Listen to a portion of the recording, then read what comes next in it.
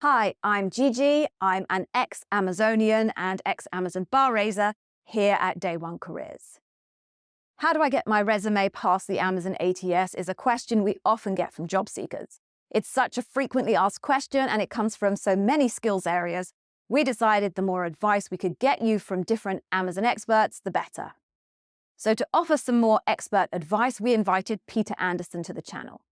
Peter is an ex-Amazon recruiter and was involved in developing training for Amazon recruiters to prepare them for reviewing resumes on behalf of Amazon. Peter has some awesome wisdom to impart, and I hope you enjoy the interview. Hey, Peter, welcome to our YouTube channel. Thank you very much for joining us today. Hey there, Gail. Good to be here. Thanks for having me. I tell you what, I'll let you call me Gigi because you're a friend. Perfect. JJ, I'm always in the market for a new friend. So, JJ, much appreciated. So am I. My mom is the only person that calls me Gail, and it usually comes with Gail Louise, as in my first name and my middle name, and it's usually associated with when I've done something wrong. So when Okay. anyone calls me Gail, I'm like, what have I done? What have I done? Yeah, Uh, definitely don't want any triggering to happen during this interview. Yeah, so I'll stick with GG so you don't feel like you're being scolded. Thank you. You're very All right. So just to kind of let everyone know, I've invited Peter here today. Peter is an ex-Amazon recruiter. And I know there's loads and loads of speculation out there in terms of resume reviews, what recruiters are looking for in resumes, and obviously specifically because our channel is dedicated to the glory of Amazon, specifically what Amazon recruiters look for in resumes. So Peter is a little bit of an expert in that area, and I will let him introduce himself to you in terms of his background. And then we will just kick into a little bit of a Q&A, and Peter can maybe spread some knowledge around the world that is accurate knowledge about resume reviews inside Amazon. So over to you, Peter. Introduce us to you. Sound good. So, my name is Peter Anderson. I have been in the technical recruiting field for 12 years. Most recently, I spent 9 years at Amazon. I joined as an entry level recruiter, spent several years running international hiring events to hire technical talent in overseas markets to bring them over to our US and Canada offices, and had the privilege to work with some pretty major products teams like Prime Video and AWS and Alexa. And after I moved into a leadership position, I oversaw two different recruiting programs teams that did some pretty interesting, novel work. And I think most relevant to our conversation, as I was also the co-creator of Amazon's internal e-learning curriculum to teach new technical recruiters the ins and outs of proper candidate screening.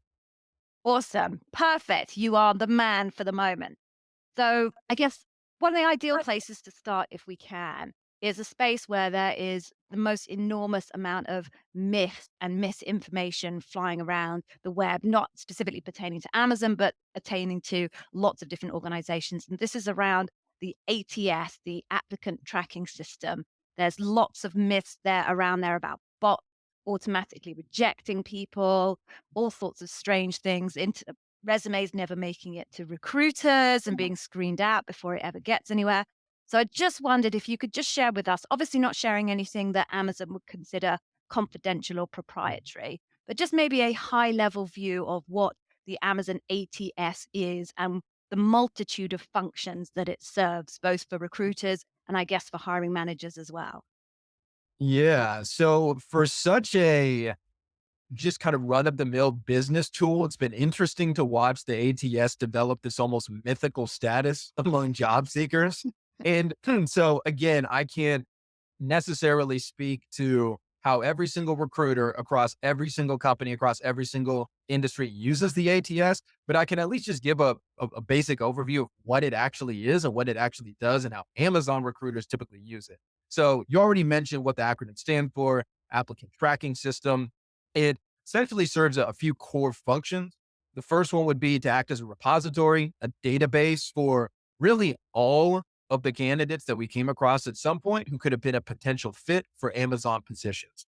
So we would mine the ATS for new candidates when we had a new search, but then we would also use the ATS to move candidates through every step of the process. So I'll give you an example of how this might look when we have an external applicant. So somebody sees a position on the Amazon career site, they apply to it directly. the recruiter who owned that position would uh, receive this new applicant. They would see the resume, they would review the resume, and then they would either put the candidate in the pass bucket or the fail bucket. And then once the candidate moves into the interview process, we'd use the applicant tracking system to move them through every step of the interview cycle. Mhm. And that's really what an ATS does in a nutshell. Nothing crazy, nothing magical, nothing weird or spooky going on. Just a basic business tool that we use to store candidates and move them through the interview process. Cool. Okay. So then I guess I have some very specific questions if we could just dig down into that. So maybe that first kind of, let's call it myth that's out there is in terms of recruiters not reading resumes. There's lots of stories that you see out there about people saying, "Oh, you put all this effort in and the recruiter is never going to read your resume, etc., etc." So, as far as you're aware from your experience at least, can candidates who are submitting their resume to Amazon be confident that a human being is going to look at that resume at some point? Yeah, recruiters were always going to review resumes on their own. And I'll kind of explain this how I described this on a LinkedIn thread recently, which is Cool. that Uh, there are so I've actually been doing a lot of research on some of the more modern ATSs that are incorporating new AI functionality, right? Hmm. And so there is some of that technology that's being used more broadly in ATSs um, that do have some sort of capability to help rank candidates and things like that, but they're not used to do the screening for recruiters. And I think I speak for every recruiter I've ever known in my life when I say, even if that functionality did exist, which I'm not aware of any ATS that has the functionality that can actually do the full screening for the recruiter, I don't know of a single recruiter who would run the risk of missing out on the perfect candidate by just taking the ATS's word for it, right? So during all of my time as a recruiter at Amazon, leading recruiting teams, seeing how other recruiters, hundreds of other recruiters operated, a candidate's resume would come into the ATS and you have two human eyeballs that do the screening. Fair enough. Good. Okay. So, everybody out there watching this video, be assured that the effort that you're putting into your resume, and Peter is going to talk to us a little bit later about how tricks and tips, I guess, and understanding the approach that a recruiter takes to reading that resume. But anyone who's putting effort into your resume, be assured a human being is going to look at it. It's not going to be you feeding your resume into some kind of machine that will mulch it up and spit it out. So that's reassuring because I know lots of people put many, many hours, not to mention sometimes dollars, into their resume. All right. So, next question, then, if I can, Peter. In terms of the Amazon interview process, when all of these resumes are coming in and they're going into the ATS, as you've identified, and recruiters are pulling them out and reviewing them, from an Amazon process, are they kind of comparing them, pulling them all out of the system, like 10 or 15 at a time and comparing them and then deciding, compare this one to that one. Oh, that one's better. Compare that one to that one. Oh, that one's better. Does it work that way or not? How are they looking at those resumes from a process point of view?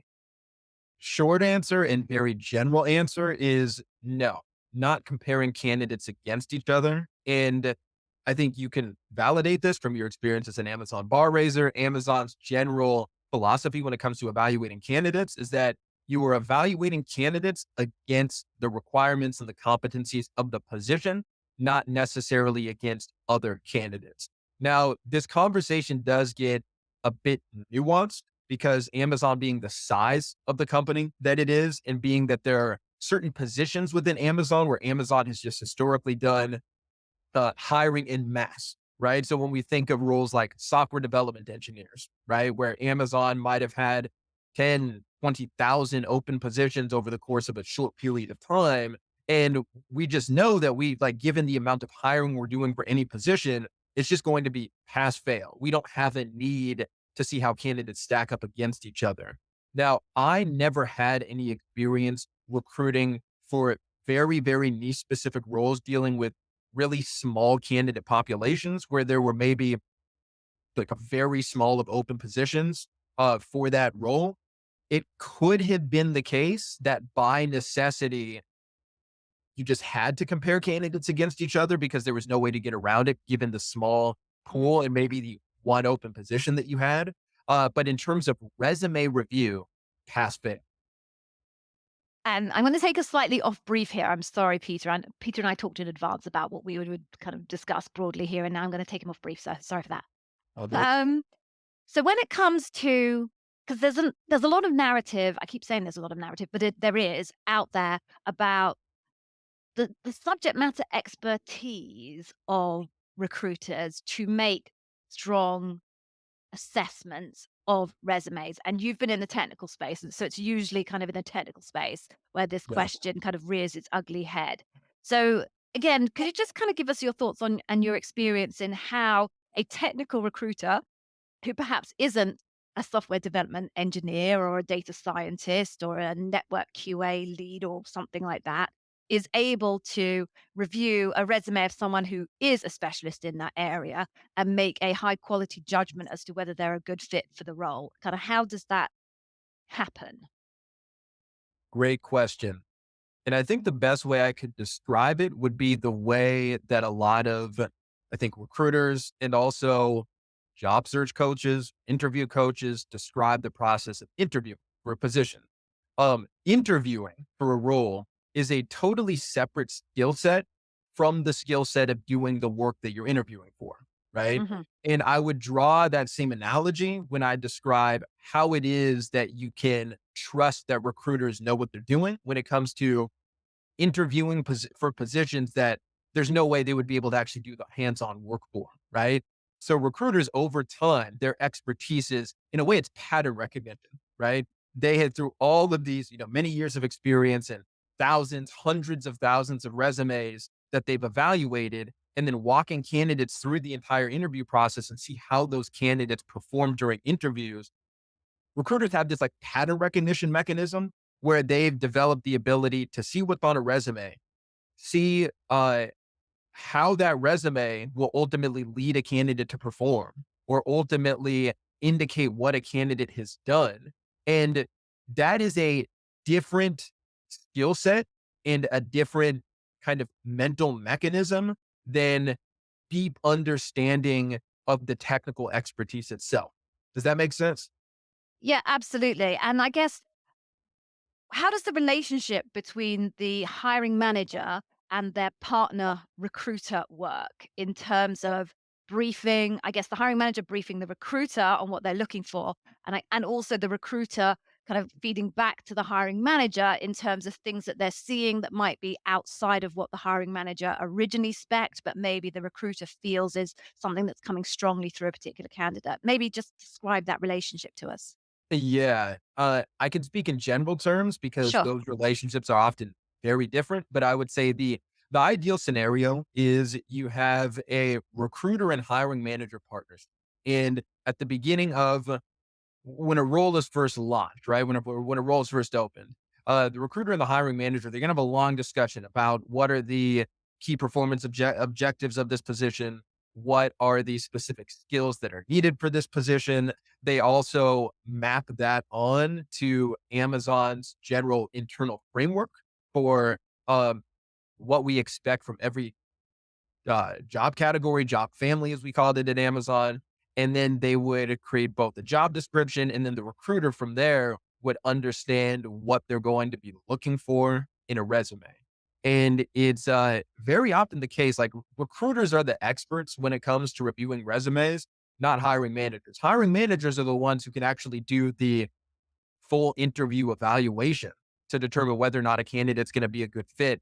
But you would be surprised at how unrelated those two often are, right? I've met many great hiring managers who are obviously going to be good interviewers. They're going to be able to evaluate a candidate during the interview and determine who's going to be a right fit for the job. Those hiring managers often aren't very good at evaluating resumes, right? So it's a very different skill, which is why the point that I always want to hammer home to people is that your target audience, when you're crafting your resume, is usually going to be a recruiter. Right. Okay. That totally makes sense. So then let's talk about the resume. Okay. If your target audience is going to be the recruiter, then let's maybe deconstruct the resume and give people some tips on what the optimal resume is going to look like for that target audience of recruiter. So, my first question as regards that is there any best practice that you can share with our viewers in terms of style, format, font, number of pages, anything like that? Yeah, it's tough to describe an industry standard best practice these days just because Mm. there's so much conflicting advice floating around out there. And often that conflicting advice is actually coming from people who are qualified to give the advice. And that makes it even more confusing. So, to cut through all the noise, what I recommend to people is to just put yourself in the shoes of the target audience, which is going to be the recruiter, right? And once you do that, you can answer some of those burning questions, right? So if you put yourself in the shoes of the target audience, then you can ask yourself, okay, if I'm stepping into the shoes of the recruiter, what is going to make it easier for the recruiter to understand the value that I offer as a candidate? Is it going to be a really elaborate and creative design that requires extra scanning? Or is it going to be a clean and simple resume format that gets straight to the point? Is it going to be a super detailed 2-page resume that contains all the different things that you've ever done throughout your career? Or is it going to be just a 1-page resume that highlights only the most relevant achievements that you've done? Is it going to be 8 to 10 bullet points that cover every single responsibility that you had in a single job? Or is it going to be just the 3 to 5 bullet points that show your most valuable contributions and describe their business impact? Right. So once you ask that question, what, or once you take the kind of the mental reframe of stepping into the shoes of the target audience, you're able to answer a lot of those questions and determine, yeah, it's just kind of intuitive what's going to be the best style or the best format or the best practices I should use to get the attention of who my target audience is. And I guess what would your advice be? Because there's a lot of people out there that can't really step into the shoes of the person that's reading the resume. Let's assume that they've never done hiring themselves. They've never really looked at anybody else's resume. I suspect there's a lot of people out there that the only resumes they've ever seen are either their own or the multiplicity of resumes that are out there on the web, and you'll have no idea which ones are good and which ones aren't good. Are there any kind of big rules of thumb when it comes to stepping into those people's shoes? Because, for example, you and I kind of connected over a thread on LinkedIn where someone had presented this resume that they had made look like the homepage of the Amazon website. And it was very creative. It was highly detailed. This person's attention to detail was phenomenal. Yeah. And they were getting loads of feedback from general population saying, "That's great. It's so different. It's so interesting. That's definitely going to cut through." And there was a whole bunch of feedback from ex-Amazonians and current Amazonians saying, "No, don't do that. That's far too complicated. It's too beautiful and it's too distracting." Yeah. So, in terms of kind of general rules of thumb, are there things that like that we can give people? For example, excessive creativity, bullet points that feel like someone's firing bullets into your eyeballs, tiny fonts, large fonts, anything we can provide people is just kind of some basic guidance of at least don't do's rather than do do's. Yeah. Very simple, straight to the point formatting. To get back to what you were saying earlier, the reason why during that thread it got the response that it did is recruiters just don't care about how cool of a design you can come up with for your resume. They just don't care. What recruiters are going to care about is what have you done in the past that is evidence that you would be a great fit for the position that we're looking to hire for. Your resume design is not that, right? And so the way to demonstrate or to get a recruiter interested in your resume is to, as straightforward and as quickly as possible, show evidence of being able to demonstrate the type of impact that a recruiter wants to see. So very simple formatting, and get to the heart of your message as quickly as possible. The longer it takes for my eyes to scan the page until it lands on something that's useful and valuable information, the less of a chance your resume has of making it past the initial screen, right? So a very simple, straightforward, easy to read format that gets to the value that you offer the company as quickly as possible is always going to be the best option, right? And the less detail and the less fluff that a recruiter has to sift through to understand whether or not you're qualified for the position, the better, right? So I hesitate to get into the whole debate of one page versus two Hmm. pages Totally. or like where sections get to. But again, going back to just stepping into the shoes of a recruiter, I'm a recruiter and I've also vetted many resumes as a hiring manager too. Um, my preference would be just a one-page resume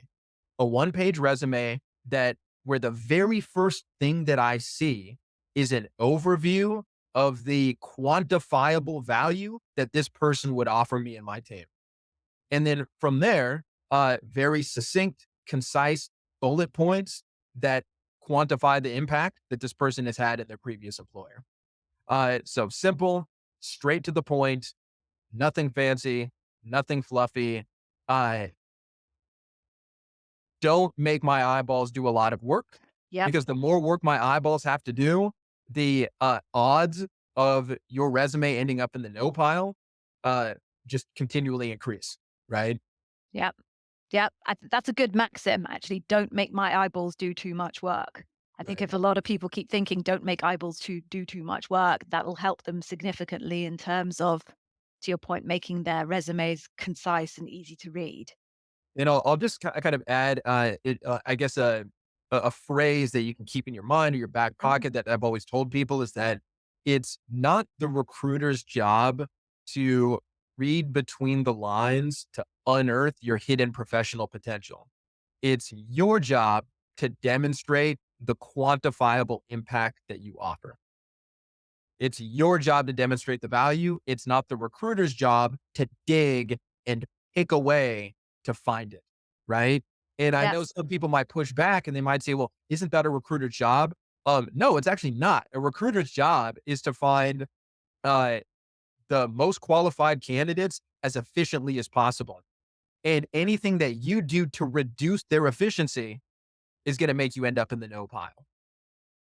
Makes sense. And I guess that leads me quite nicely into the next question I was going to ask you, which is around complexities of language and interpretation. I've read, I mean, I'm from a marketing background, but as a bar raiser, I interviewed across all different job families. And I've read lots of resumes where I literally could not understand what was being said in the actual language of the resume. And I would have my trusty dictionary and also Google to help me try and interpret these phrases. And I know people tend to put them in because they want to show the extent of their knowledge and their sophistication, their professionalism.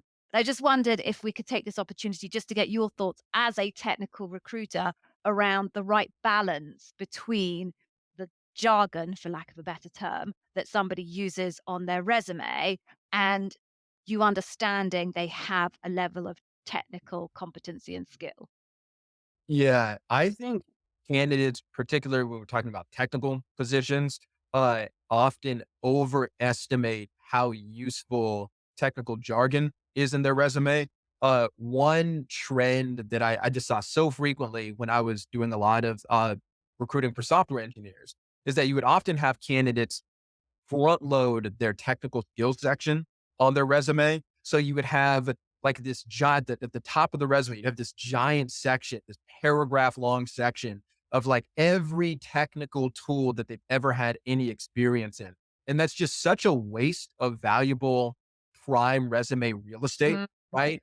Again, I would say that the tools and the skills, like these technical skills, you can almost think of those as table stakes. Most Amazon recruiters are kind of assuming that, particularly with technical positions, that candidates have experience with all these different tools. What they're looking for is what you've actually built.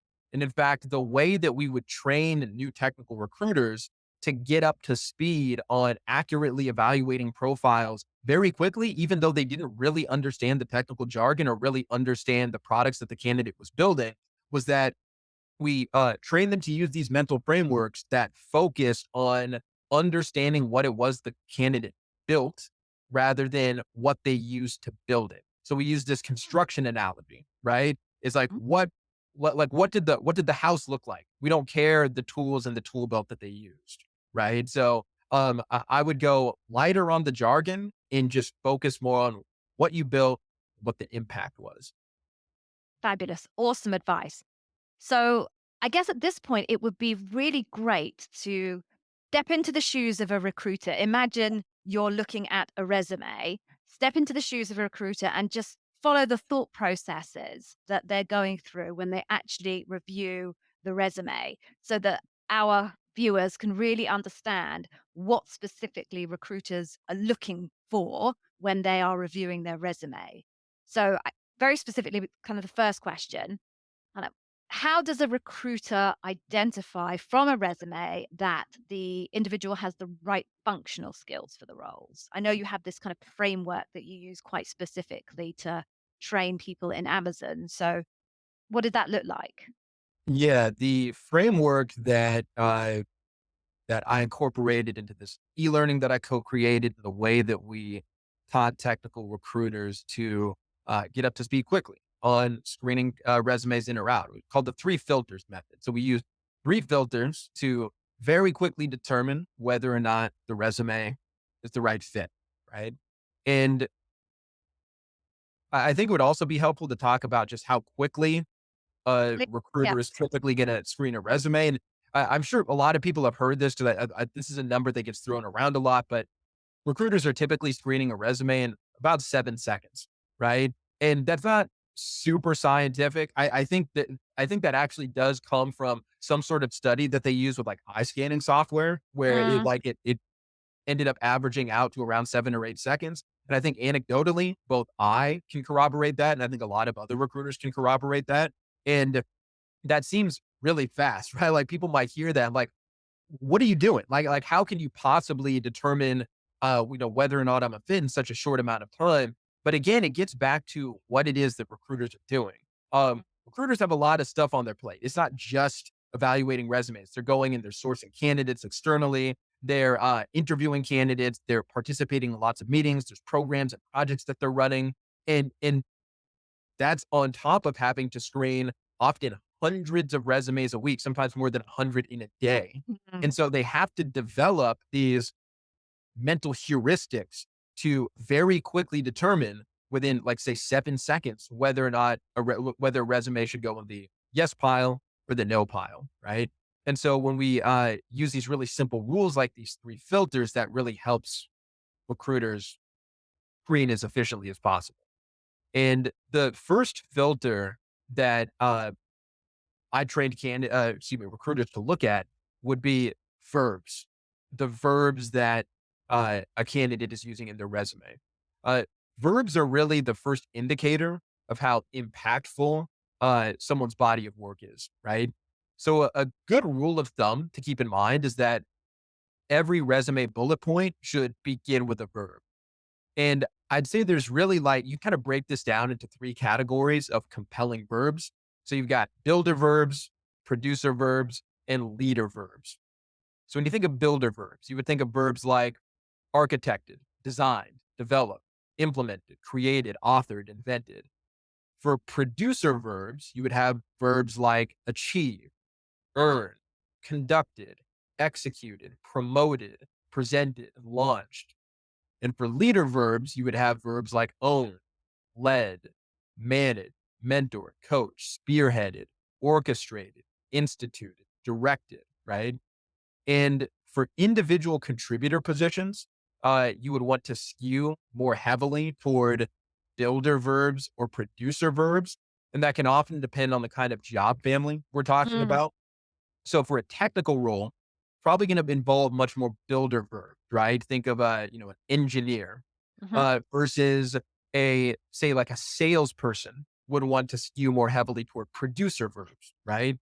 Whereas with a leadership position or a much, much more senior level position, maybe even like a very senior level IC, you want that to be skewed more toward leader verbs, right? Cool. Okay. So those types of verbs are going to help the recruiter kind of understand the impact of the body of work. Have I understood that correctly? Exactly. It's like what was it that this person was doing, right? So, all the technical jargon aside, all the tools that you were using aside, what is it that you did? And the verbs that you used are going to explain what it is you did and how meaningful it was. Got it. Okay. So now we know how we describe what it was we did and how meaningful it was. How do we make sure that the recruiter understands our contribution? Because we all know that companies are looking for people that are going to have done in the past and then will do in the future, have a impact on their business. So Yep. what's the recruiter looking for in terms of my resume to make that assessment? Yep. So that would go to the second filter, and that would be impact, right? And the little phrase you can keep in your mind with that is sounds great, but what was the result? Right? Okay. Sounds great, but what was the result? Uh, what is it that this thing that you did contributed to your company? Right? And the way that I'll also add a rule of thumb to this, which is Mhm. that every bullet point in your resume, whenever possible, should conclude with a quantifiable result. And ideally, it should be quantified with hard metrics. So a few examples of this might look like increased customer satisfaction ratings by X%, or decreased administrative workload by X hours per week, saved X amount of dollars to the company by delivering this product X number of weeks ahead of schedule, right? What was the end result? Always want to be asking yourself that question. You write a great resume bullet point, in your head, it's like, oh, this is a great thing that I did. Always remember that the person on the other end is going to be saying, sounds great, but what was the end result? Got it. And do you personally have any advice? Because I get this question a lot from candidates, because obviously we teach our candidates that they need to demonstrate impact in the actual interview situation as well. And one of the questions that we get quite frequently is around, well, I don't work in an area where we directly impact at a metric level, or at least we don't track that impact. So, from a resume perspective, what would your personal advice be to people? Because I know you said ideally a quantifiable metric, but Yeah. assume we're not in an ideal world. Do you just have any thoughts or advice, be it all of your own, for how people who are in that situation where they don't have quantifiable metrics, what should they do and put into their resume? Yeah. It's a great question. And I get it too, right? So some roles lend themselves much easier to others to Mhm, quantifiable business impact, right? So if you take a salesperson, for instance, that's super easy. They were hitting mhm, their quotas or they weren't. They were hitting, they produced a certain number of new sales accounts or a certain number of revenue, right? mhm, But I don't really buy it when somebody says, my role is different. I don't have quantifiable impact, right? Because you wouldn't get hired for any position that didn't produce some sort of impact, right? Like businesses are hiring somebody to produce some sort of impact, right? mm, And so if you can get a little creative, mm, um, you can, I think you can start by first thinking, okay, what were the results that I was hired to achieve? Right? There's got to be some sort of result that you were hired to achieve, right? Once you've determined what were the key results that you were hired to achieve, think of how you could possibly quantify those. Even if the company that you work for didn't make a habit of quantifying those or reporting them or measuring them, you can get a little bit creative and it's perfectly acceptable to come up with a pretty intelligent estimate, right? So if you were in maybe some sort of support role or, some sort of like executive assistant role, maybe you could come up with some sort of framework for determining, well, these were my key responsibilities. And ultimately, I know that the downstream impact of these responsibilities, the company wanted to hire me to do something in terms of saving time, streamlining some sort of process. And then from there, you can usually come up with some creative way to quantify the impact. But the general rule of thumb that you want to keep in mind is you were hired to produce some sort of result. Yeah. And once you understand that, if you spend the time to think about it, you can probably figure out some way to quantify it, even if your company didn't make a habit out of quantifying and reporting on that specific position. Awesome. Awesome advice. Thank you for that. So I think moving on, another one of the things that obviously people are going to be thinking about when they're writing their resume is they're applying for a certain job. It's got a certain set of responsibilities, it's got a certain level of scope and complexity. So, how are recruiters looking at resumes and determining whether that individual has the right kind of scope and complexity experience to match the role that they're hiring for? Yeah, well, that was the third filter that we would look at is scope, right? And ultimately, scope is just how big of a deal was this? And a example that I would draw just to paint this picture would be imagine the difference between the CTO of a 10-person startup compared to the CTO of a Fortune 500 company. It's a massive difference, right? In terms of what it is they're overseeing, the complexity of their work. And that's really what we're talking about when we're looking at scope. So there's a few different ways to measure scope. You have things like revenue is a way of measuring scope. So an example of this might be, I managed 6 client accounts that generated $6 million in revenue. The higher the revenue, the higher the scope. Another way of measuring a scope would be like the size of the workforce or the slice of the workforce that you were responsible for. So, say you led the HR operations function for a global organization of 350 employees, right? That's a demonstration of scope. Another way would just be the scale or the complexity of something you built, right? So, I designed and developed an online platform that handles 1 million requests daily, right? So the complexity of something that you built is also a demonstration of scope, right? So think about, so beyond the impact, also be thinking of what was the scope of this impact? And if you think about it and you think of, oh, this was actually like high scope work that I did, you really want to demonstrate this. And scope becomes increasingly important the more senior the position is, right? So Yeah. recruiters are going to be like, the more senior a candidate is, the more importance that recruiters are going to be placing on the scope of the impact. Got it. So when we're writing our resume, there are essentially three things that we really need to be thinking about because we know that the recruiter is going to be thinking about those things. The verbs that we use, the impact that we demonstrate, and the scope that we demonstrate. And if we can make sure we've optimized for those things, we should be in a good place in presenting the recruiter what they're looking for in those 7 seconds. Yeah? Yep, exactly. Awesome. That's an amazing framework. And I hope everybody who watches this video can go back to their resume and challenge themselves to check over those three different parts of the framework. I guess, seeing as we've got you here and you've got so much experience in the space, I wondered whether we could just kind of pick your brain in your experience to give us some thoughts about what are the kind of the worst slash most common mistakes that you see in resumes so that everyone that's watching can know I must not do that.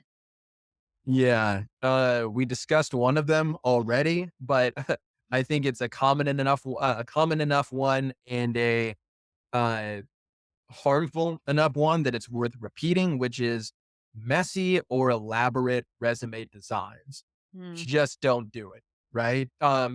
The more time a recruiter needs to spend scanning your resume to find the information that's actually relevant, the more you're hurting your chances, right?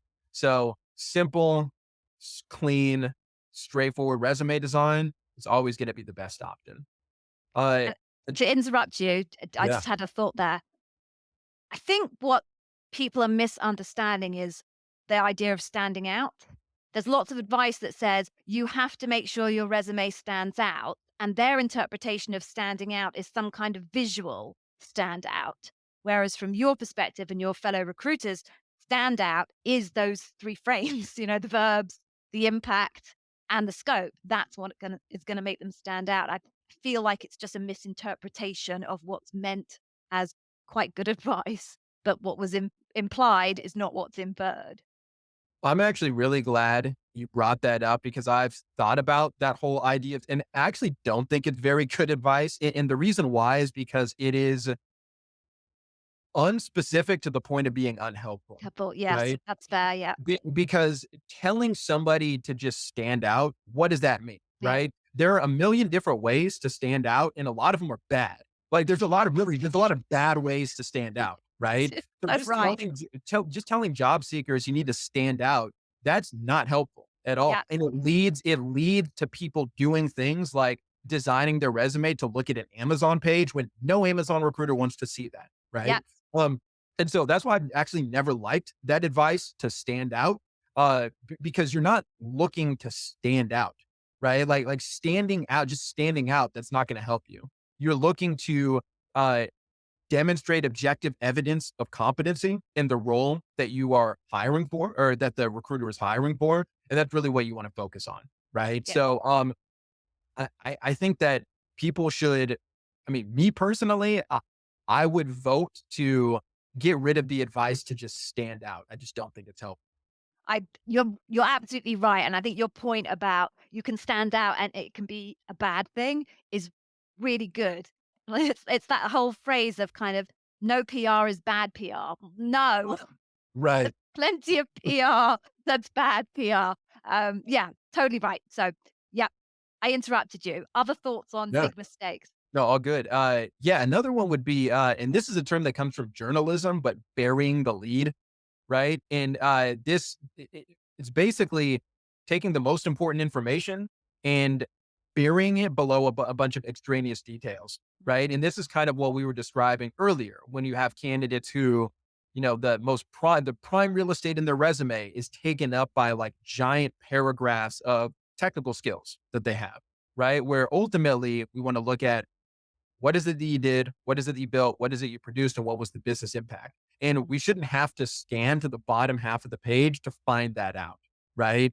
So don't bury the most important information in the bottom half of your page, right? So the thing that you did, how complex and how impactful it was, should really be like the first thing staring a recruiter in the face, right? So take a cue from journalists and don't bury the lead. The other thing would be focusing on responsibilities instead of achievements.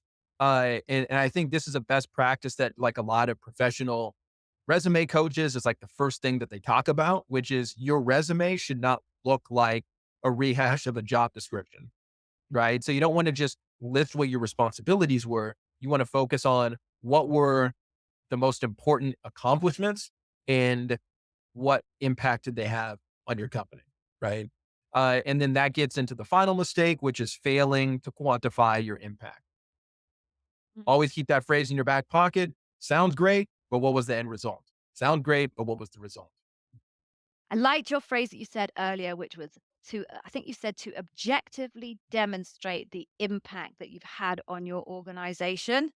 Yeah. And if I think about that phrase and your framework of the verbs and the impact and the scope, I would do all of those things if I was aiming to objectively demonstrate the impact that I'd had on my organization. And although it's a more complicated phrase, it's much more useful than stand out.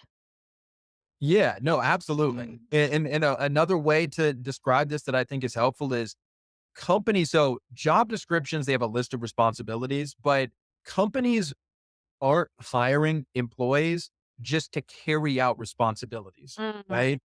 Companies hire new employees to have some sort of demonstrable impact of the business that is more valuable to the company than the salary they're paying the employee, right?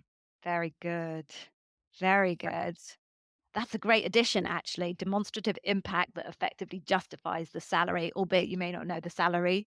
Let's not go Right. there. Fair Let's not enough. have that's Fair enough. Yeah, that's a that's a completely whole different. nother episode entirely that doesn't involve me. So That's so funny. You've literally said, "Don't call me about that one, right. Gigi." Exactly. That's another expert. It's another expert for Ah, your show. that's very funny. But that's a really I had not thought about it that way, bizarrely, after decades and decades of doing this. I hadn't thought about taking a perspective of your resume and thinking I need to show how I would justify my compensation through demonstrating my impact on my previous organizations. I think that's a really interesting, different slash additional lens to apply when you look retrospectively and assess your own resume. I love that. I'll do that when I decide to polish up my resume. That covers, I guess, all of the questions that I have. It's been really interesting. You've got such an interesting and very process and methodical approach to resumes, which I know you have to do because that was the nature of your role. But you don't. Certainly, haven't often seen the advice that you've offered communicated in such a kind of structured and process orientated way, and I think that makes it much more usable and actionable for consumers. So I really appreciate that. Yeah, great. Glad to be helpful. There's a lot of advice out there to try to cut through, and a lot of it is conflicting, and a lot of it's confusing. And again, I'm not the final word on this by any Uh-huh. means, but my 12 years of experience recruiting and evaluating hundreds of thousands of resumes, hopefully, some of that experience can prove useful to somebody who's trying to wade through all this noise in this crazy job market. I'm sure it will, and I'm sure and I know I really appreciate you giving up your time. So thank you for that. And I will note to myself not to recall you for any episode that we decide to run about compensation bands. Yeah, you won't hear back from me on that if you do that. So, Noted. Thank you very much, Peter. I really appreciate it. yeah, it's been great. Thanks, Enjoy the rest PJ. of your day. Yep. Bye. Bye bye.